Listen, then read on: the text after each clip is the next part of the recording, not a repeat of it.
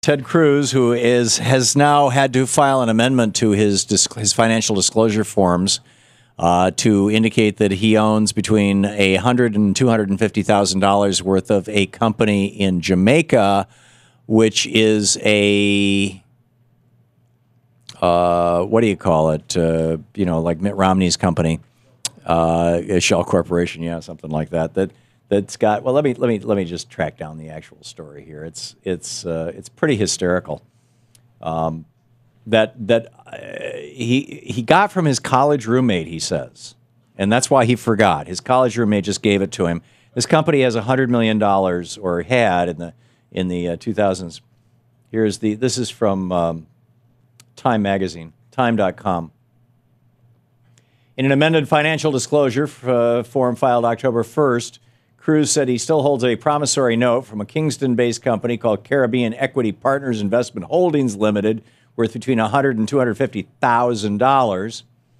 Time magazine was unable to find a company by that name, but they did find one that Cruz was listed as a founding director of, and that firm held $100 million in assets under management in the mid-2000s, according to local news reports with a focus on service and tourism investments in Jamaica and the Caribbean. Cruz insists he has no relationship, that he invested $6,000 and he got back $100,000 a decade ago, and that was the end of that. Except that now he's saying that he's still got it. So it's going to get really interesting. But anyhow, that's the most recent Ted Cruz story. It's over at the top of DU. But this also from Mad Floridian's Journal over at Democratic Underground. Ted Cruz's father. This is some things I didn't know about Ted Cruz. Ted Cruz was part of the legal team that led the charge for Bush v. Gore that got George Bush elected.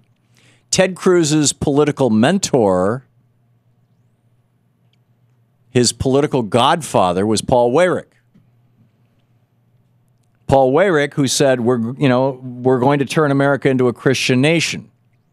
Paul Weyrich, who helped start the Heritage Foundation and the American Legislative Exchange Council, ALEC, back in the 80s. Paul Weyrich, who worked on the Reagan campaign in the 80s and actually was involved in the Bush v. Gore case in 2000.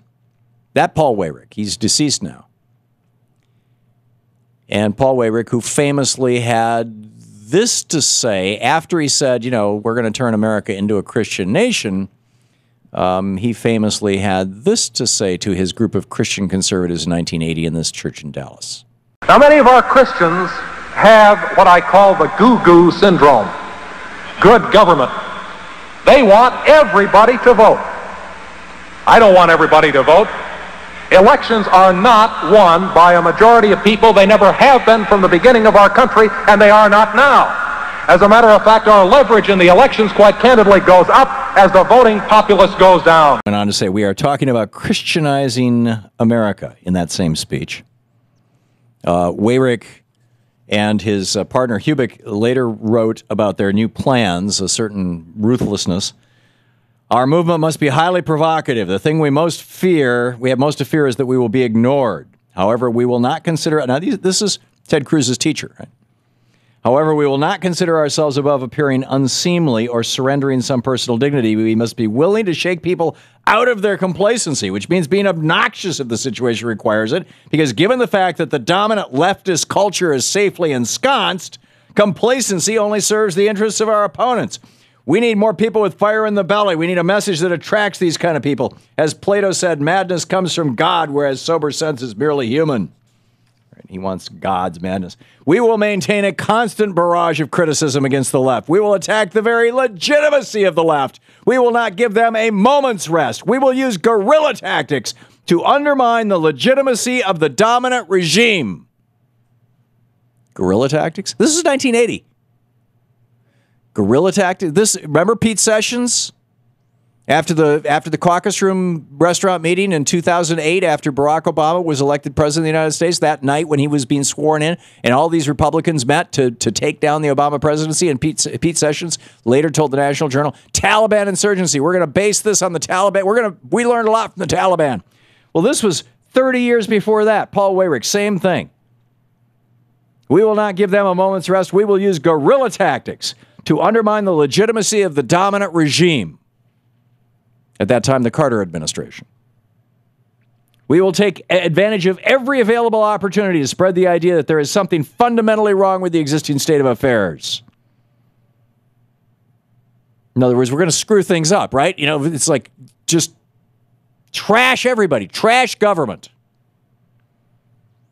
He writes, for example, we could have every member of the movement put a bumper sticker on his car that says something to the effect of public education is rotten, homeschool your kids. This isn't going to change everybody's mind immediately.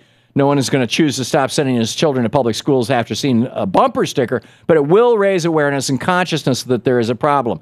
Most of all, and see, this is why these guys want to break government and break the middle class. People say, you know, why would Paul Ryan want to, you know, voucherize Medicare? Why would he want to hurt people? Why are they opposed to raising the minimum wage? Why do they want to do away with the minimum wage? Here's why.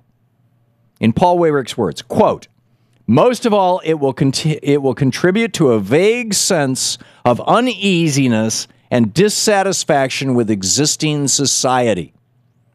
We need this if we hope to start picking people off and bringing them over to our side. You get this? These guys are Trotskyites. This is how Trotsky took down the Russian government. We need to break down, again, quoting from Paul Weyrich, and this is a continuous quote, no ellipses here. I'll start it again. Most of all, it will contribute to a vague sense of uneasiness and dissatisfaction with existing society. We need this if we hope to start picking people off and bringing them over to our side. We need to break down before we can build up. We must first clear away the flotsam of a decayed culture.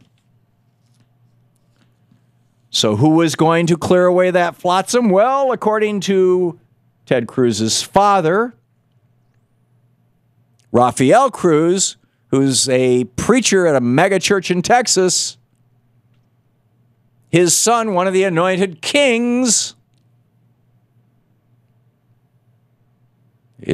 or apparently all the anointed kings are going to do the job. Here he is. The pastor referred to Proverbs 13:22 a little while ago, which says that the wealth of the wicked is stored for the righteous. Us conservatives are going to get everybody's money. And it is through the kings anointed to take dominion that transfer of wealth is going to occur. We're going to get everybody's money. That was Rafael Cruz. And the king went to battle. The priest came and blessed the king and blessed the warriors.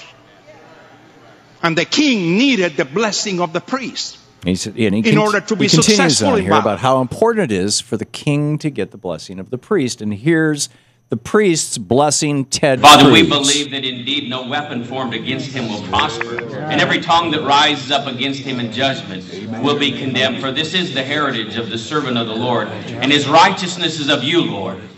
Father, let me just pause this for a second. Ted Cruz is standing there. There's a video of this. Ted Cruz is standing in the middle of a group of pastors in Texas as the priests are giving the blessing to the king. Said that, and we believe that today. Father, we ask today that you would give him the tongue of the learned to speak that word. Father, we ask that your blessing would come upon our nation. Father, those like our senator, Father, that they would receive these words. And then they blew the shofar, the ram's horn, which is what you do before the king, appears. Right? I'm not making this stuff up. You can see the video. It's over at DU. Ted Cruz's father indicates Ted anointed king as part of Seven Mountains Mandate, journal by Mad Floridian. It's incredible. It's just incredible. And it links to some really amazing things. Ron Paul, for example. Ron Paul's political strategy. This is from a document called Phase 2 of Ron Paul's political strategy. Dr. Gary North helped put it together. Here it is. precinct by precinct, town by town, county by county, because Ron Paul helped Ted Cruz get elected, right?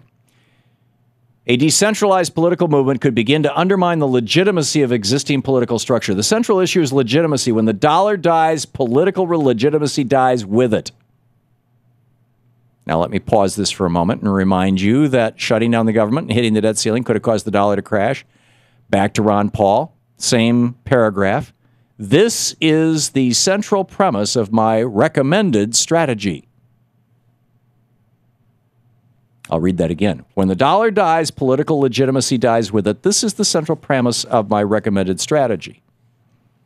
This is Ron Paul's political strategy. The key to political success is not an overnight grab for power at the top, but when checks from Washington no longer buy much, there will be a monumental political transformation. This is the central premise of my recommended strategy.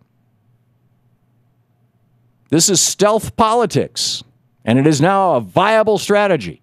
This movement must be based on a systematic, well-thought-out campaign to roll back the civil government in every area of life. We're talking about taking down the government of the United States, which they did for 16 days. And none dare call it treason, to paraphrase John Stormer, who got me all excited when I was 13 years old. None dare call it treason. We'll be back.